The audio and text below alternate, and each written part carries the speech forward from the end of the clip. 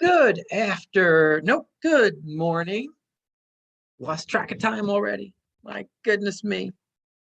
It's lovely to see you all. I am so excited to be book clubbing this particular book. Wealth can't wait. Well, baby, because it can. So I hope that you have as much fun as I did reading this through. I don't know if this is the first time through for some of you or the second time through.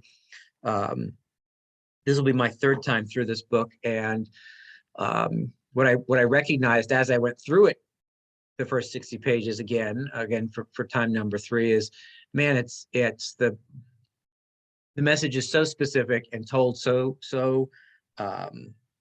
relatably by David and Paul, that my hope is that what we all get out of this is just how simple the path is. That doesn't mean the whole process is easy, but the path itself is relatively simple. So let us get started if we could. Who wants to kick things off? So we were focused on the first 60 pages, which included the intro and lots of really great info. Who wants to get us started this morning by their ahas, by pointing out an area for discussion, general overview, thoughts?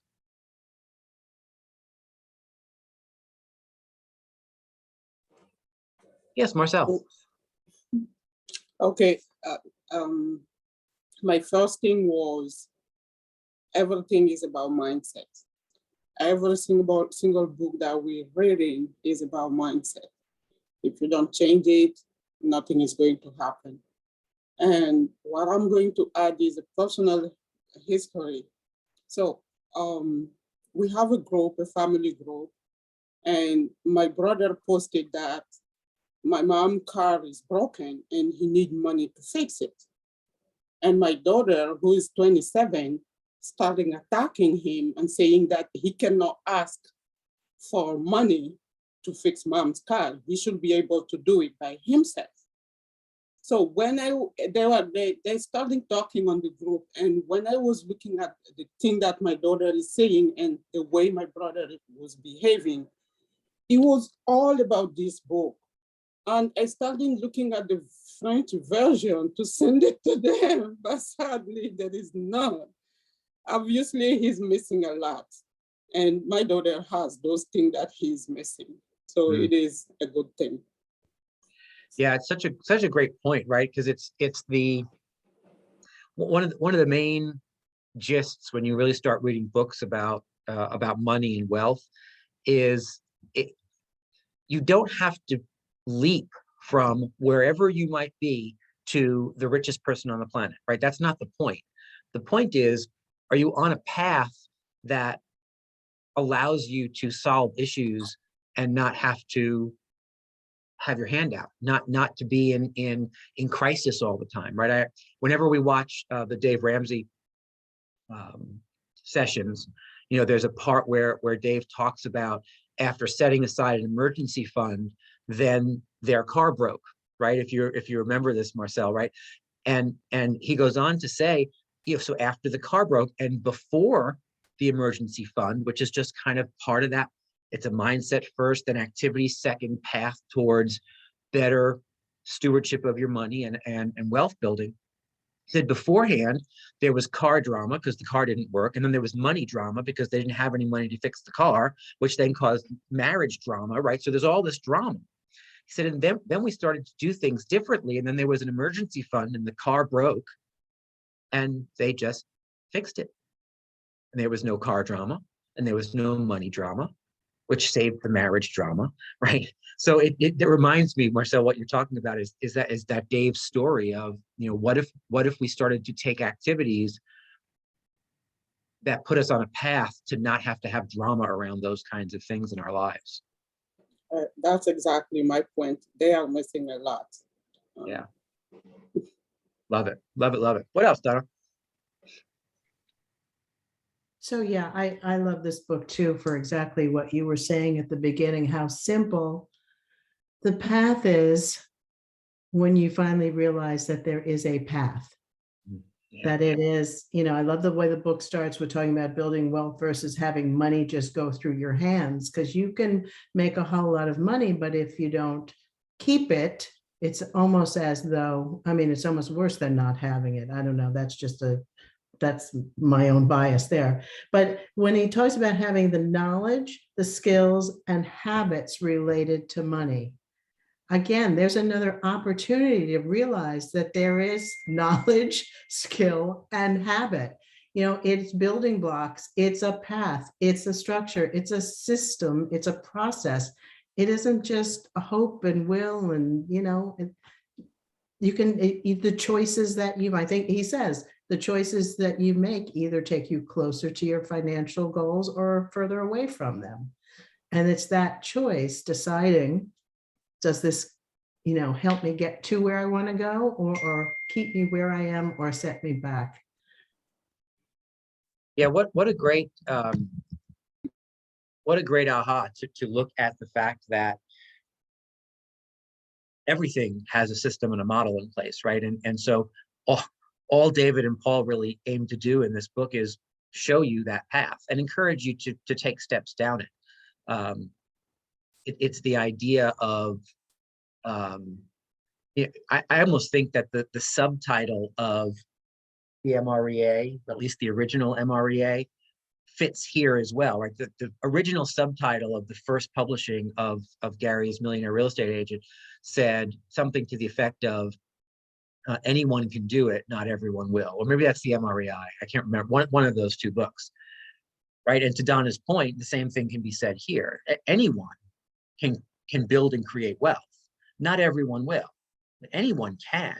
You just have to think and then do a certain set of actions. What else, Tony? First of all, to me, the sign of a good book is when you're reading it and you just want to know as much as you can about these people who wrote it. I'm just like, wow, this is and so they're obviously very interesting people. They had me at the first paragraph where it says, in the pages that follow will help show you how to adopt the mindset and develop the skills you'll need to empower your freedom.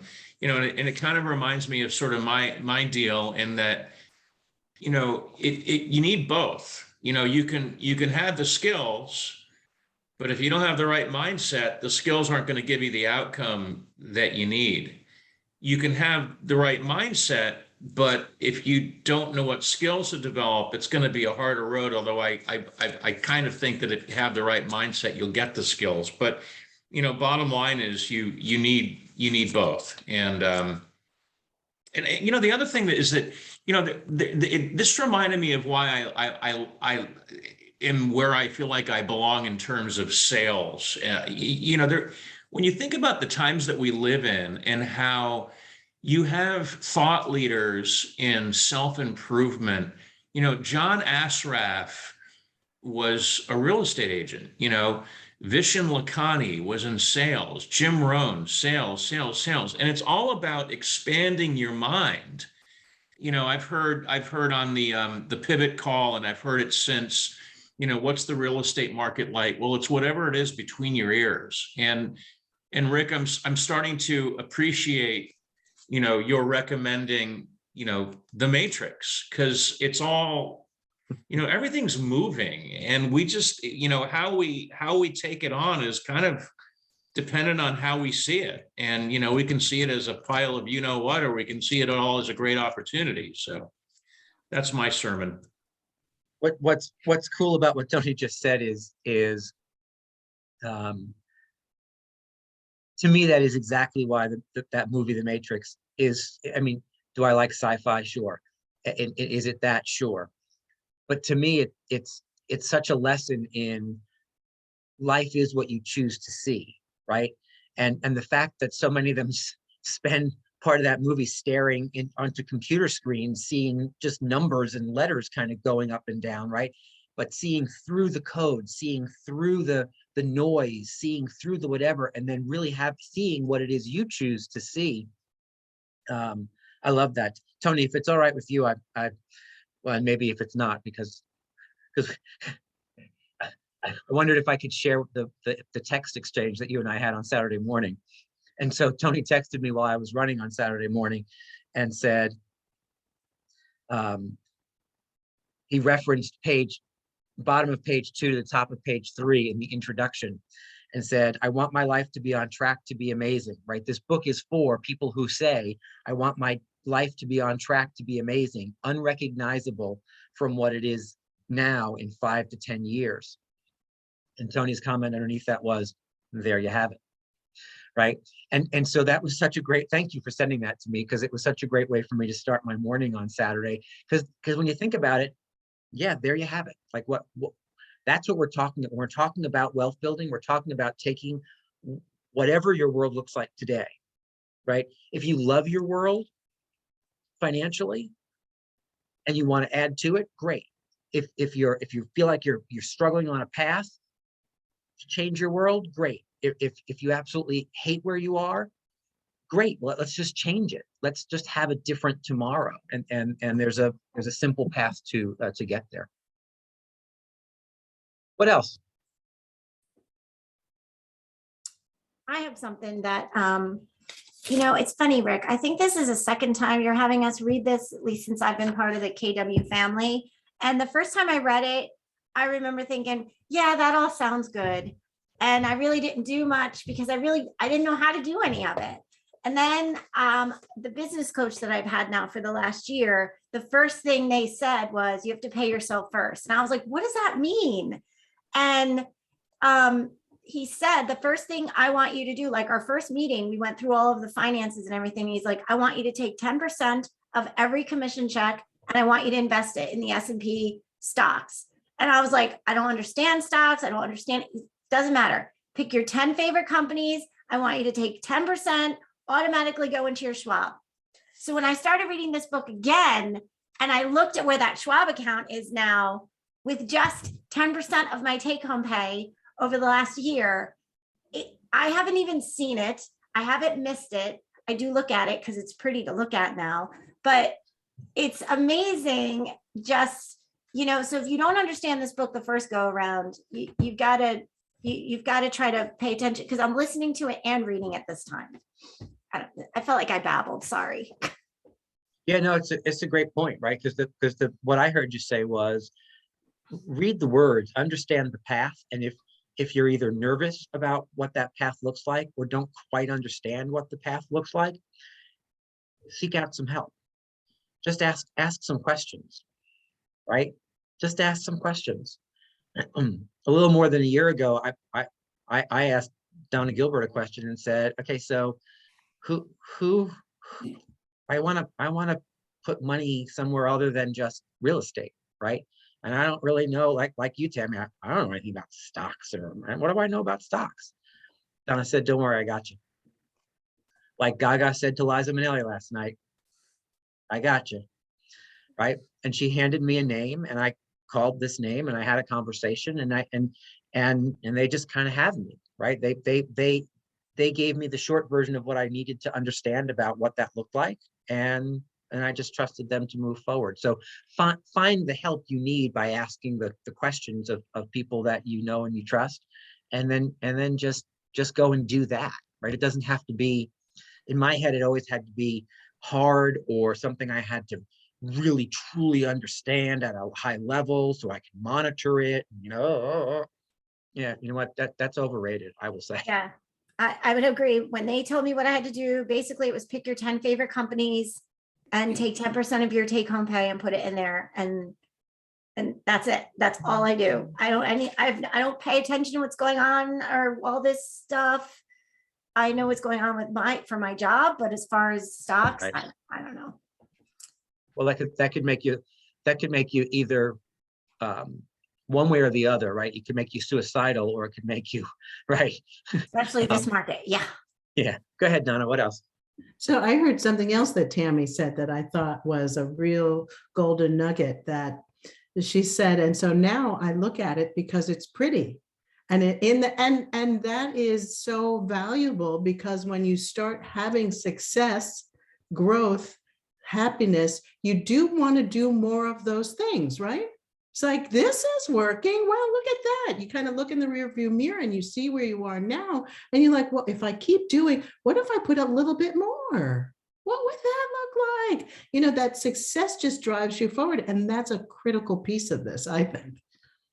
Yeah, it's, you know, it's the gamification of some of this stuff, right? The way I got to save money to buy my first investment property was exactly what Donna just said, right? I had a small amount that I wanted to put towards my first property, but I didn't have the rest of it.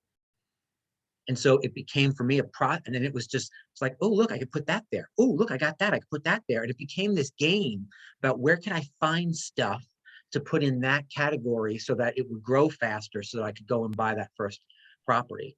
And didn't it make you say no to other things that you might not have said no to, right? Yeah, It makes 100%. the decision point so much clearer. Yeah, it changed my thinking because you know, I like to win. And so I wanted to win my own game, right? I set rules for my own game. Oh goodness, what's his name? From Australia, works in out in Washington, state of Washington. Why can't I think of his name? Bruce Hardy. So Bruce Hardy taught us that, like, if you're struggling with something, make it a game. Like, create winnable games for yourself so that you have fun doing it and that you have successes doing it. When you create a winnable game, it just makes you feel better about the accomplishment. You have the victory, and then you want to do it again and again and again and again. If you keep creating unwinnable games, or it's not a game, it's a chore, well, then you're not inclined as humans to want to keep doing it or do it again. What else, Diane? Hi, so I forgot that I read this the first time, but I have all these little like highlights, so I think it's really good. So I will be revisiting this, but some of the things I have put into work, like Tammy is taking X amount of money per month. It goes directly to my Vanguard account. They do whatever it is they do with it because it's a managed fund. And you know, I don't have to think about it, which is good. And I'm still contributing every month. So, you know, you can get into the dollar cost averaging, or, you know, like they pick it. So it's good. And I've also instituted paying down my mortgage rather than doing a 15-year mortgage, just doing an extra amount of principal every month so that, you know, I don't pay all that money in interest. So, I mean, there's a lot of things that you can implement that you don't even realize it's going on. So it's good. And things like Tammy said, where when you start making them consistent, they just become a part of your world, and you adapt, right? You start to absorb that expense, right? I do the same thing, Diane. I build my mortgage payments based on 14 payments a year. Right. So I take 2 additional payments, divide it by 12, and add that much money to principal every month, which is actually a little bit more than 14 payments because you're also including escrow money Yes, in the calculation, right? exactly. So When you do that, and then you do the math, you go to the mortgage calculators online. Holy Christmas. I mean, over time, it saves you $1 bazillion in interest, right? especially at the beginning of your mortgage. 100%. Right. And I want to mention that Diane also talked about shooting things to her Vanguard account. If you read J.L. Collins' book, The Simple Path to Wealth, I can shortcut this whole book for you. Open a Vanguard account and feed it consistently. That's pretty much what he talks about in The Simple Path to Wealth. That is his simple path to wealth. You don't have to know anything or do anything. It's just a simple push money there, push money there, push money there, push money there. So right. And the other thing that was brilliant in the Capper Mastermind was when Carol Rickner said, I want to invest in like building houses. And that brought us down a whole road to investing outside of straight real estate. And it's funny because an opportunity for something came up over the weekend. And I was like, you know, I'm going to look into this. And it's not that much money to get started or to be in it. So there's a lot of things out there. I think once you fine tune yourself and know you want to do this, the opportunities come. yeah, 100%. And it's funny, Diane, you mentioned that because the follow-up from that Capper Mastermind, later in the week, Carol sent me some land that she found. She's like, Wow. what do you think? So I haven't had a chance to look into it yet with her, but she followed that right up with, okay, Oh, and that woman is motivated. Yes, I love her. So here's some land. So for those of you who were on that call and think you want to be a part of some development project, we're checking things out. So stay tuned. I love it. yeah, thank What you. else, Christine? Hi, so I love just by rereading it, I too, like Diane, I've got little sticky notes all over the place, but kind of forgot a lot about it, kind of put it aside, but just in reading the 60 pages this morning, have a completely different mindset and just had so many nuggets. It's like pages and pages, but just to have a plan. And if you get stuck, start dreaming. I just kind of loved that. Anyway, I'm really enjoying it, so I'm really glad I'm part of it. Yeah, that's a great one to write down, right? If you get stuck, just start dreaming. Yeah. Because what's cool is that when you can marry the dreams that you have with this path, with a path towards building wealth and a focus on building wealth, not just making money, right? So to me, that was one of the biggest benefits of reading this book. And every time I bring it back out, I remember the whole thing all over again. It's not just about making money. It's about figuring out what to do with the money you make, so that money then makes you more money, right? Because we can Right. call It said shift your thinking for working for money into working towards wealth. Yeah, indeed, and having that money work for you.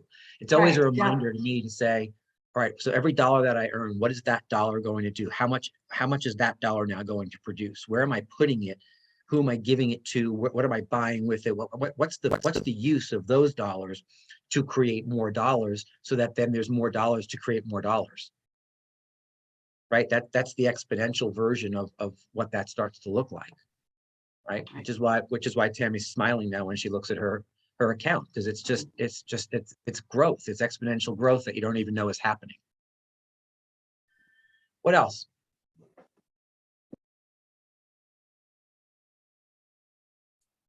Diane.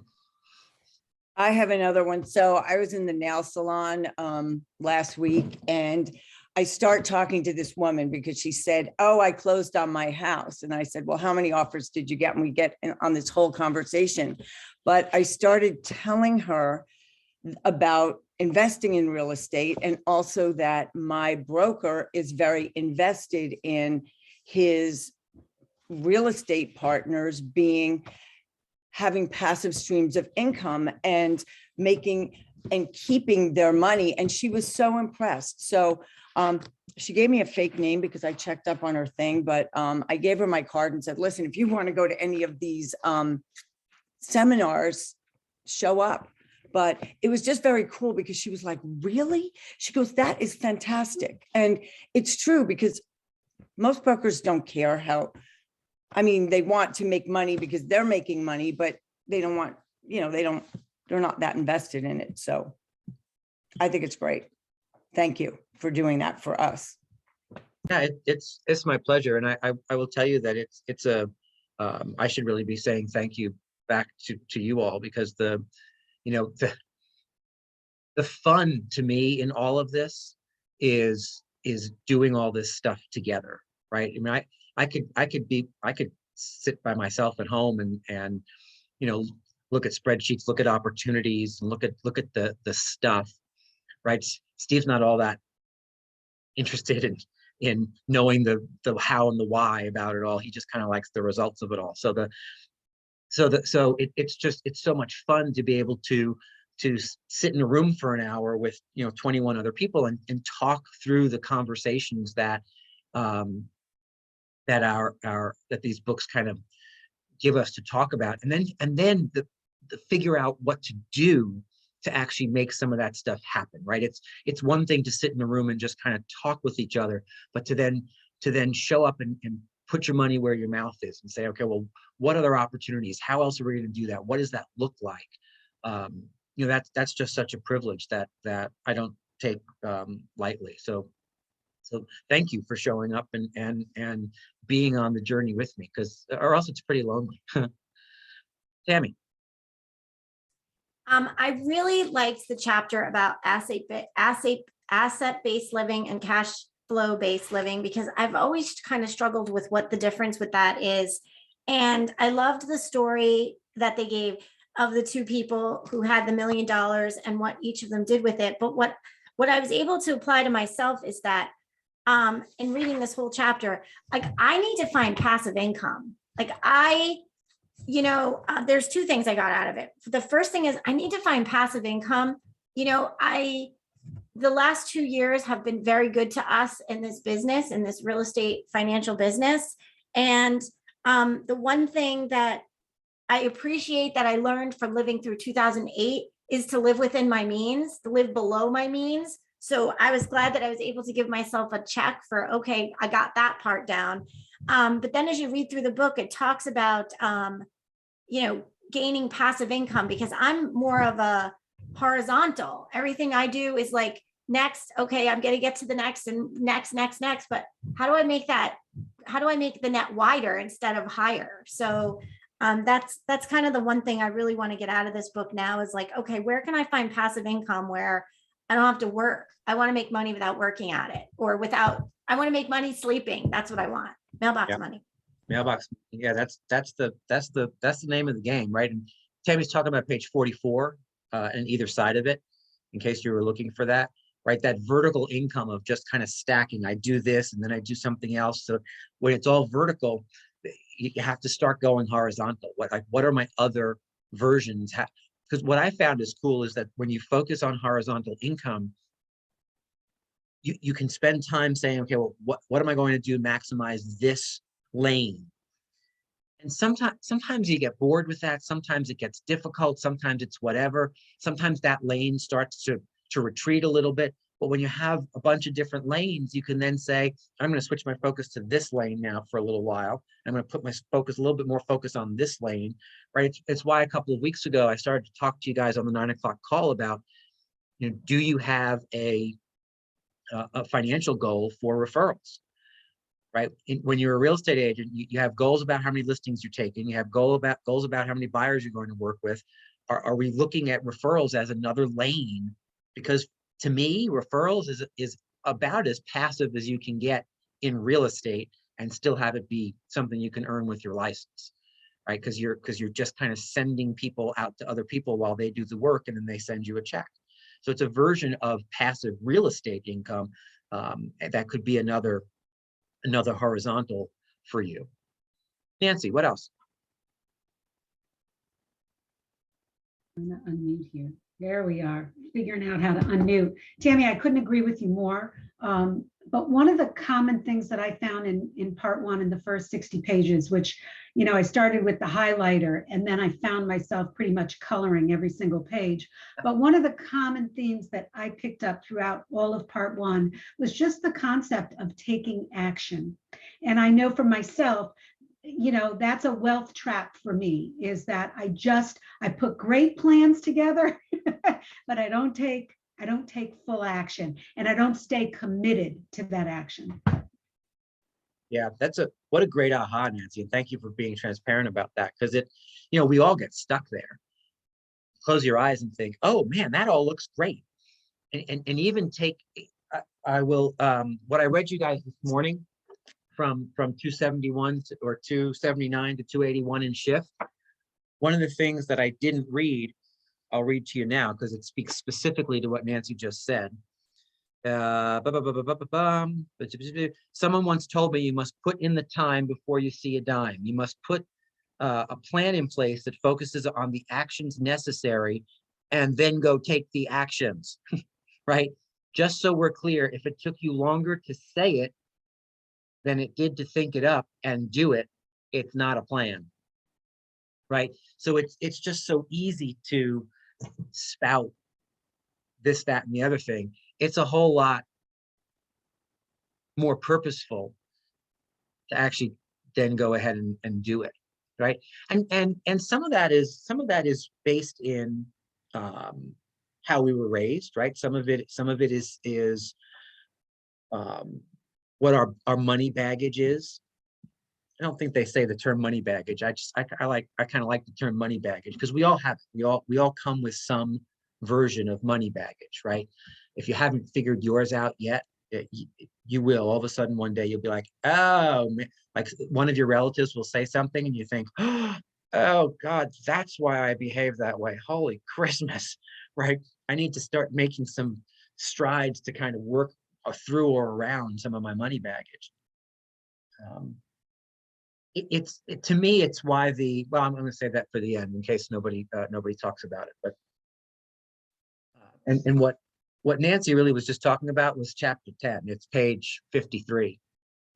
Like taking responsibility for your own wealth and then making a commitment, right? It's about the commitment that needs to kind of creep in there and recognizing that here's what I learned one day. I woke up and thought, if I don't do something about my tomorrow, nobody else will. Nobody else will. So what does that look like? And how on purpose am I going to be? What do I want my tomorrow to look like? What does freedom look like for me? What is wealth? What's the definition of wealth for me, right? Because I'm going to say something that may be controversial, but after Will Smith last night, I think nothing I could do or say would be as controversial. So I think I'm in a safe zone this morning. Remember that we live and work in a part of the country where for all intents and purposes, societally, we tend to have more, right? And there are definitions that gets thrown around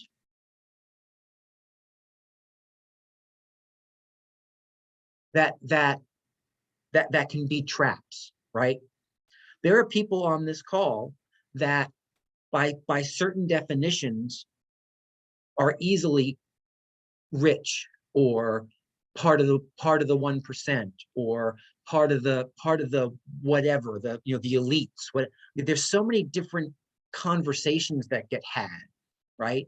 That when you start to look at your own personal wealth, your own personal balance sheet, it can be easy to get caught up in other people's definitions of what that looks like, right? You need to be really clear about what your definition of wealth is and how you're going to chart your course to get there, regardless of the noise, right? Again, it's like peering through the noise to say that that's all well and fine. Someone else may believe that what I have is enough. If it's not enough for you, for the purposes that are important to you, because you want to make sure that you have enough to start a foundation to build a wing on a hospital in memory of a loved one, and you need a couple of $1 million more to do that, well, then that should be your focus. I worry sometimes that the noise wins more than us really getting rooted in why wealth is important for each of us and what the definition of our own personal wealth actually becomes. So get clarity around that, because it will help you take additional steps when you know why money is important. Money is important, like period. It is important, but it's important differently for each of us. And you have to really get in touch with why it's important for you so that you understand what that growth process is. And so when enough is enough, or else you stumble down the other side of the hill where all you're doing is working for more and more and more and more, and you forget that there's a life to live as well. Sorry, that was a little bit of a sermon, but I think it's an important point to make. Know your own version of what wealth actually is. Donna. And, I had my hand raised before you went down that path, but I was going to say earlier in the book, much earlier in the book, it talks about life. Are you making life choices that are pleasing your family? It's like, why are you making the choices that you are making right now? Is it something that you really want? Have you tied it to what matters to you specifically? Or are you living somebody else's version of your life? And, you know, that's kind of what Quantum Leap is about. If you haven't found it anywhere else, Quantum Leap is exactly about drilling down and finding out what's important to you. What is your dream of what this looks like, look like? And then you can actually know why wealth matters to you and what it will do for your family. I think it's in the section when he's talking about you have basically three things: health, family relationships, and then freedom. And so the options of what money can bring to you. Yeah. So yeah, I was right there with you. Yeah, so true. So true. What else?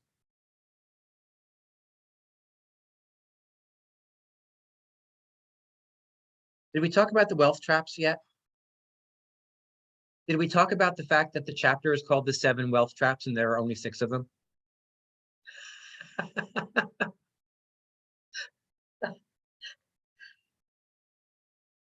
It's page 17. In my book, I have 6 of them. Avoiding the 7 wealth traps. When I tell you the first time I read this, I thought, okay, did someone rip out my pages? Is it at the back? Like, where? I don't understand. Do I have to go online? Is this a trick question? I don't. So we can make up a 7th if you want. But did you spend some time? Because I'm going to tell you that the 6 that are here of the 7, I'm sure the 7th is brilliant. However, the 6 that are here, yeah, man, I don't know. Anybody have some thoughts about those 6 wealth traps? I love trap 5 where it says the weak social circle, because what is that rule? Like you're as smart as the 5 people you hang out with or something like that.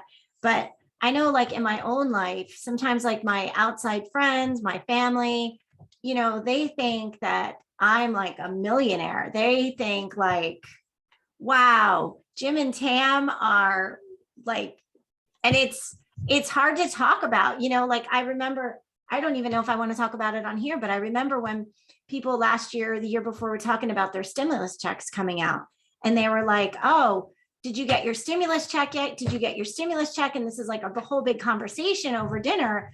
And after dinner and everybody left, I said to Jim, I'm like, did we get a stimulus check? And he was like, no, we didn't. And I was like, oh, I was wondering, you know, I felt awkward being in a conversation like that. So not that my friends are weak, but like it makes it hard because sometimes I feel like I have to edit my conversations because I don't want I don't want them to think they're going to have these preconceived ideas about it. So I appreciated that. Yeah, that's well said, Tammy. It's an interest, and yeah, Donna, keep going on that, or pivot. So Tammy, that is, and that can be one of the biggest stumbling blocks that keeps people from moving forward. Because as you grow, sometimes the people you spend time with change. And that means that, yeah, there could be some awkward conversations as you move into a different circle. And you know, there's all kinds of mindset stuff that goes on with those things, but to grow, you grow into the conversations that you have around you. So you need to be in a different room where they're having conversations about growth and wealth and all that, and not in conversations in rooms where they're talking about something that might be more limiting. And that can be really hard. It can be really hard to realize that you're the person that now has to say, yeah, I'm going to go over here now. Not that I don't love you, but I need to be in these conversations to get where I need to go.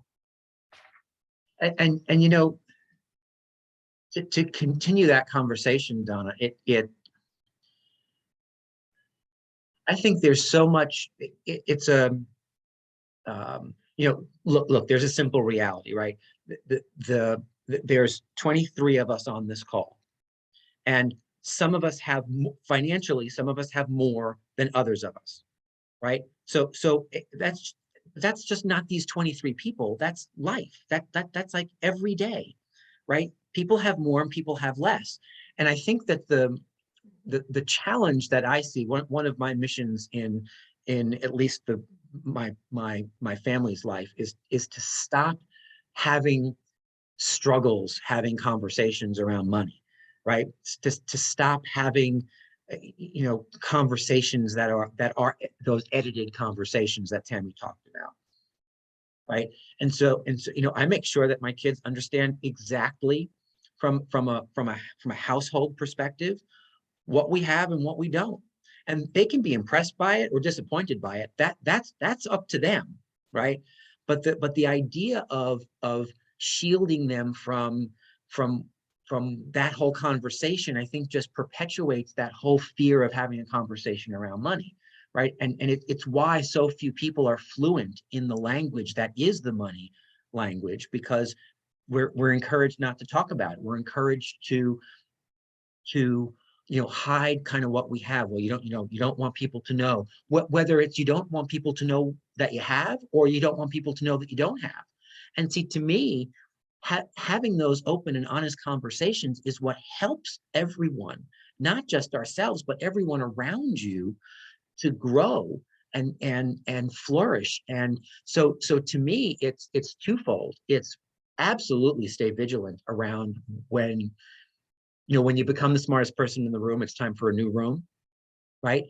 And I think that as fellow humans that care about one another, we should also then look back and say, now how can I assist the room that I just left? What can I bring back to that room to help that conversation grow differently? Some of you know the story. My daughter last summer went.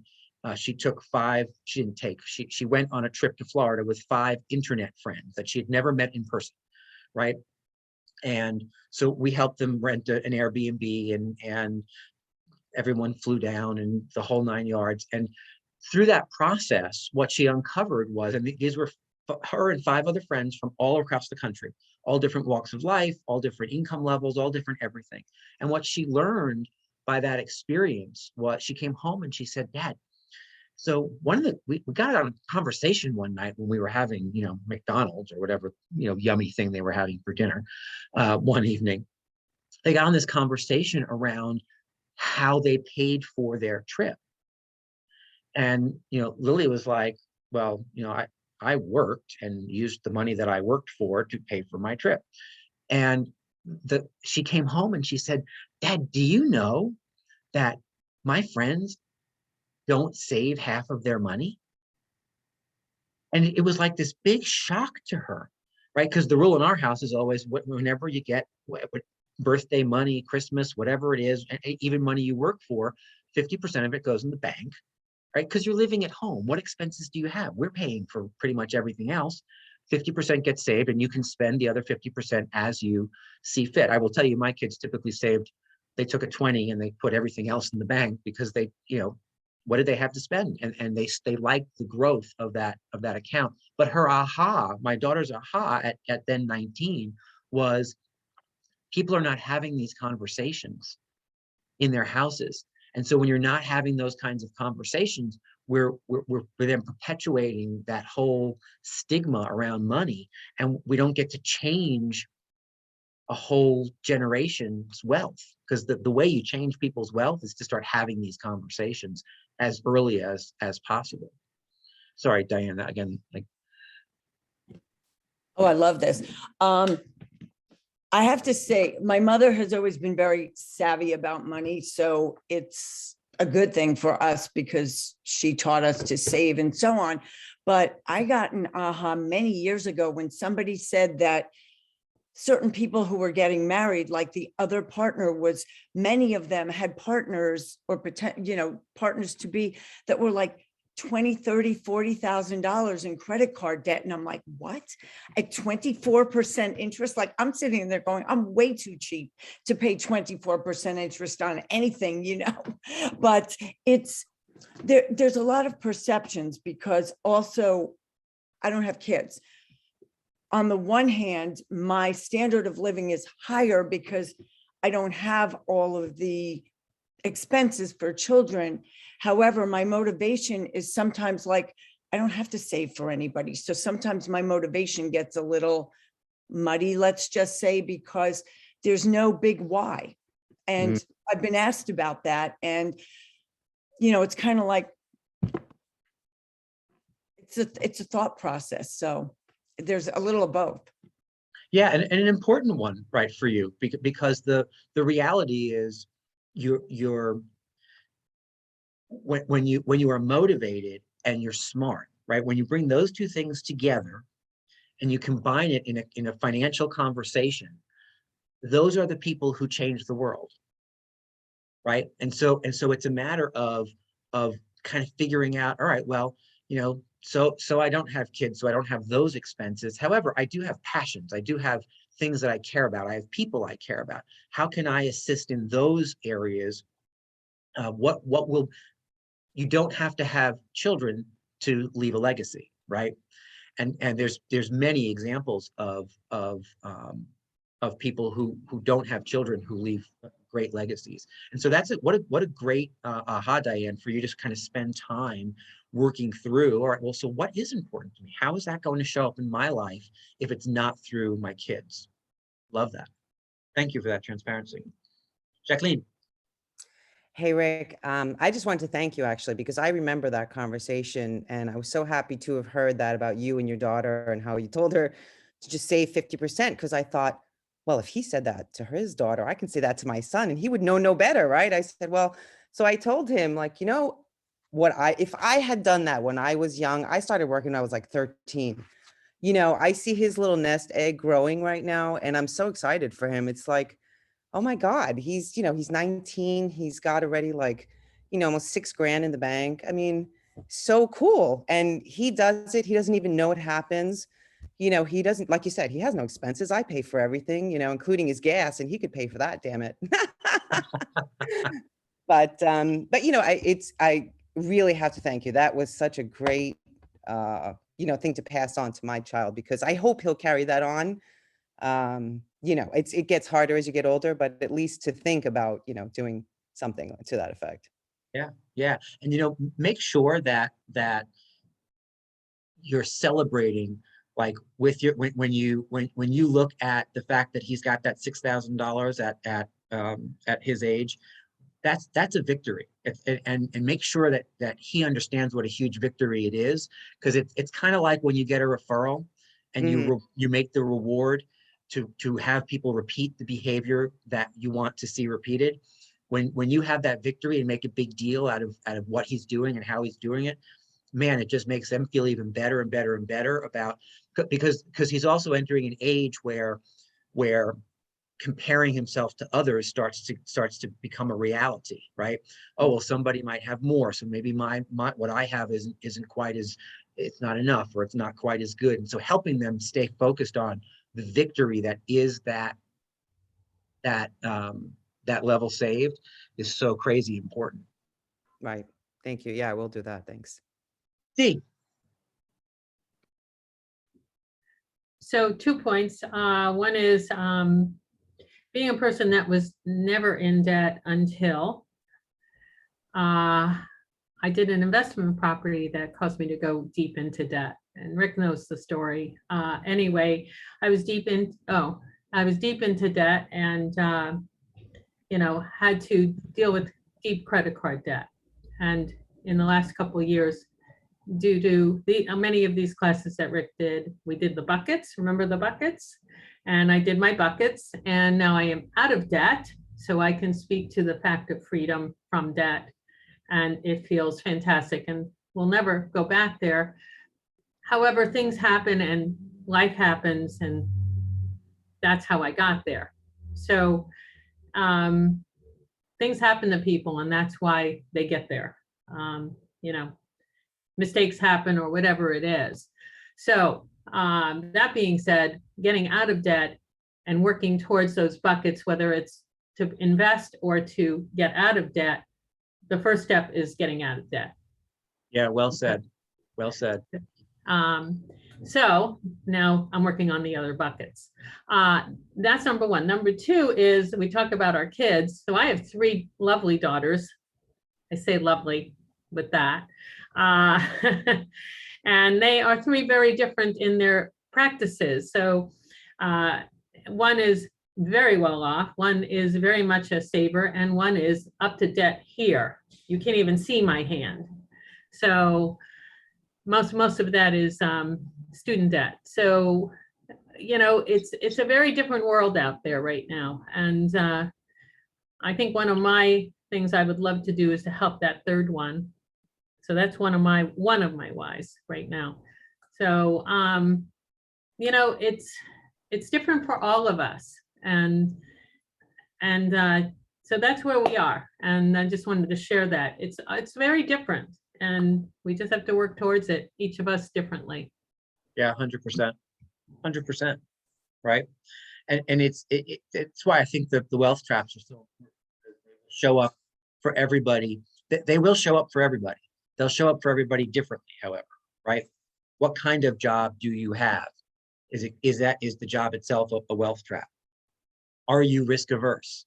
Right? If you know you're risk averse, well, what steps could you take to loosen that up a little bit, right? Because there is a simple reality that wealth comes with actually taking the step, right? And the first time you take the step, it's a little scary. And that's to me why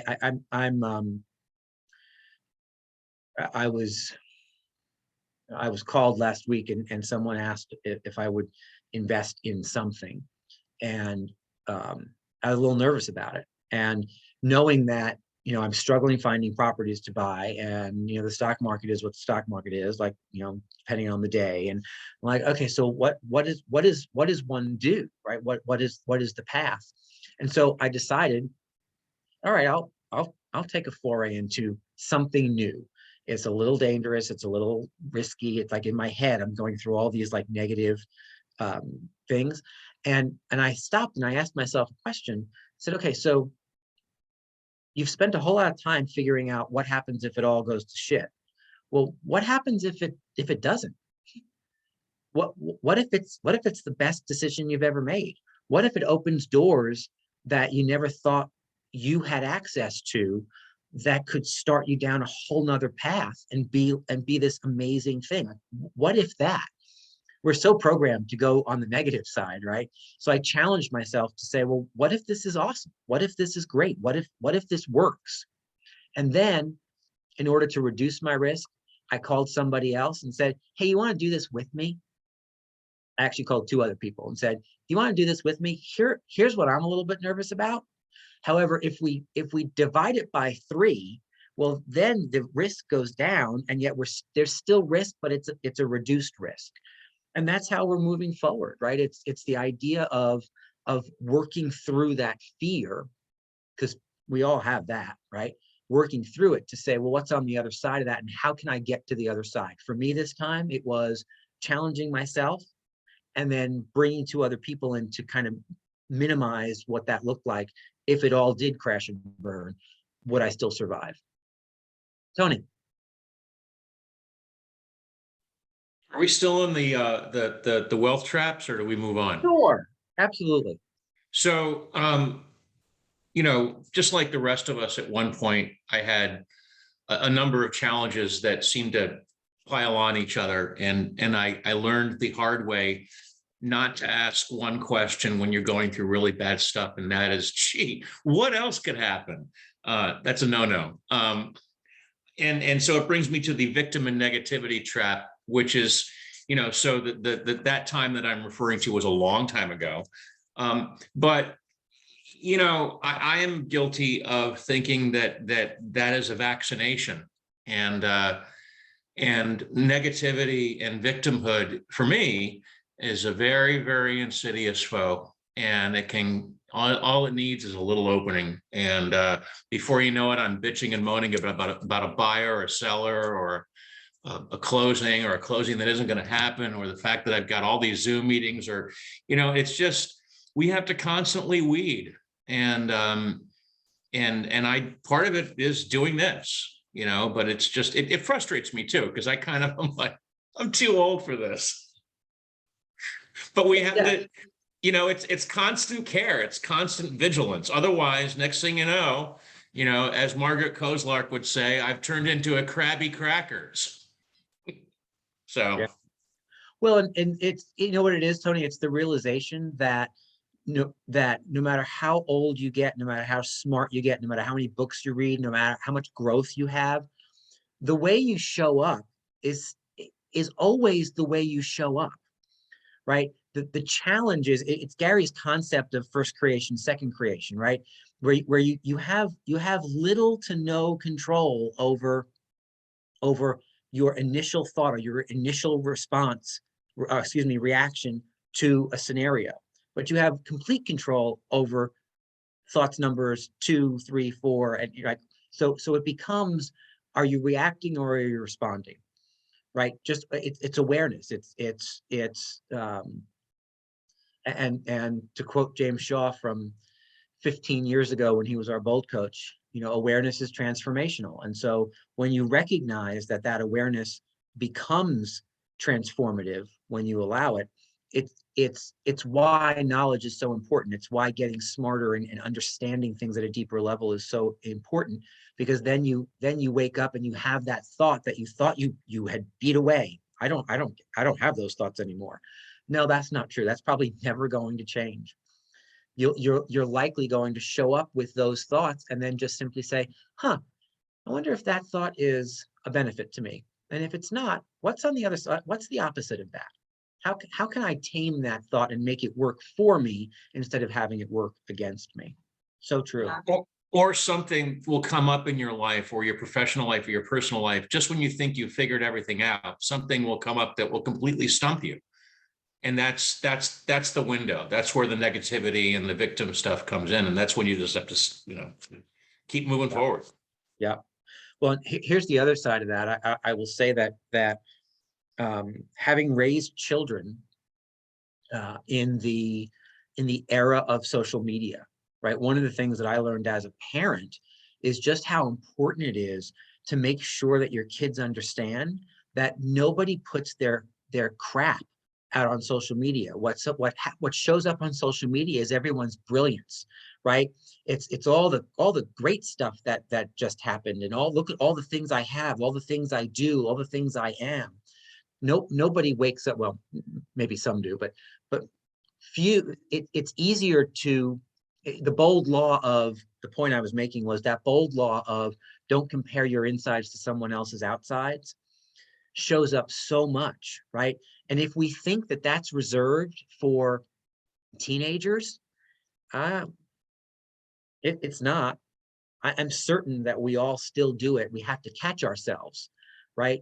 You start to look and say, oh man, I wish, like the second you go down the I wish I had, or I wish I, right? Remember the old adage, we talk about this in my house all the time, where everybody comes to the table and the idea is, okay, put your problems out on the table for everyone to see.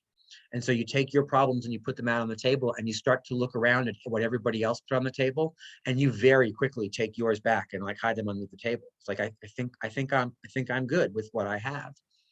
Where before you did that, it was easy to think that nobody else has these issues.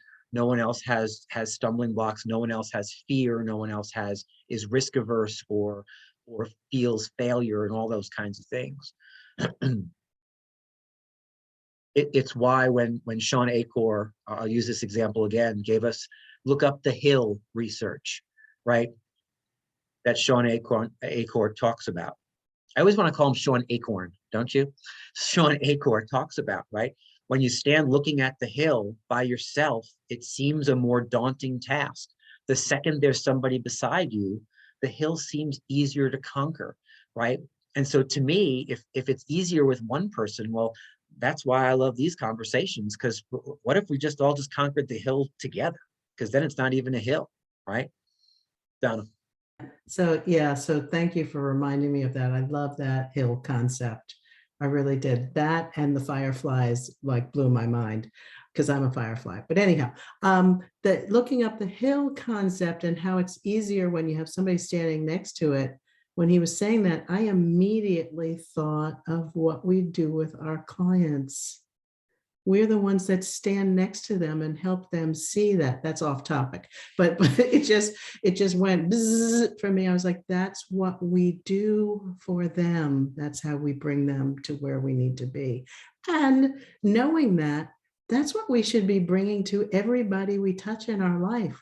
What kind of world would that be? If Yeah. we stood beside them and helped them see it's not as bad as you think, we can make this together. Okay, so I'm done. A brilliant one is the answer to your question, right? A better one.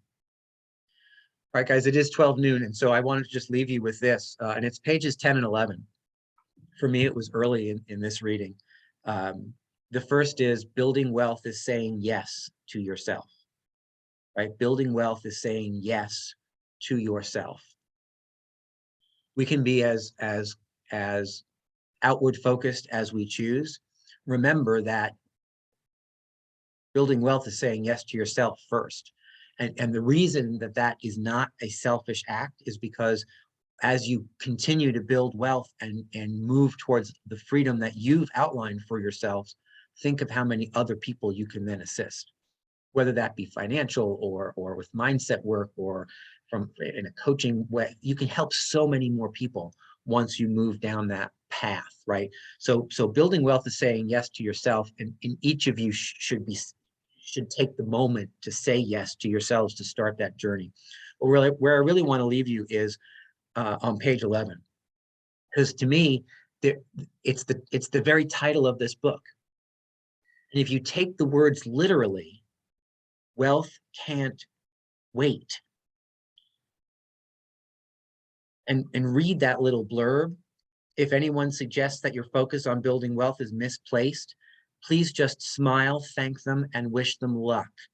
Move forward, right? Because anyone who is not with you on this journey, and I don't mean this confrontationally, however, figuratively and sometimes literally, they could well be against you on this journey if they're not with you, right? Because we sometimes allow people to become mooring lines for our lives. And so be really careful about that, and take to heart the title of this book. The title of this book is not Wealth is Something You Can Focus on Tomorrow. The title of the book is not Wealth will show up eventually. Keep plugging away. The title of the book is Wealth Can't Wait, right? And that to me is a level of urgency that I was so grateful for in these first 60 pages, and frankly, in the first 11 pages, as I was reminded of it, that there is an urgency to obtaining the things that we are looking for that should not be overlooked. And wealth is one of them, especially because it's you saying yes to yourself. So as you continue to cruise through the rest of this book, and the book will get more action oriented, more path oriented, more here's let's focus on this, talk about that, do this. Remember that it's about the fact that your wealth is crazy important, and it can't wait. There's a reason it's a now conversation, and let's get really focused on what that looks like. All right, guys. What an exciting first session. Where I'd like to go next is read all of part 2. And that's going to be pages 62, I think. Yep, 63 through 116. So all of part 2, and part 2 is embrace the mindset that builds wealth. So let's focus on 63 through 116. If you didn't get through all the first 60 pages, keep cruising forward, and then just keep going to 116. We'll see you all back here at 11 o'clock next Monday for more fun and excitement. Thanks for being here. Have fun. See you soon.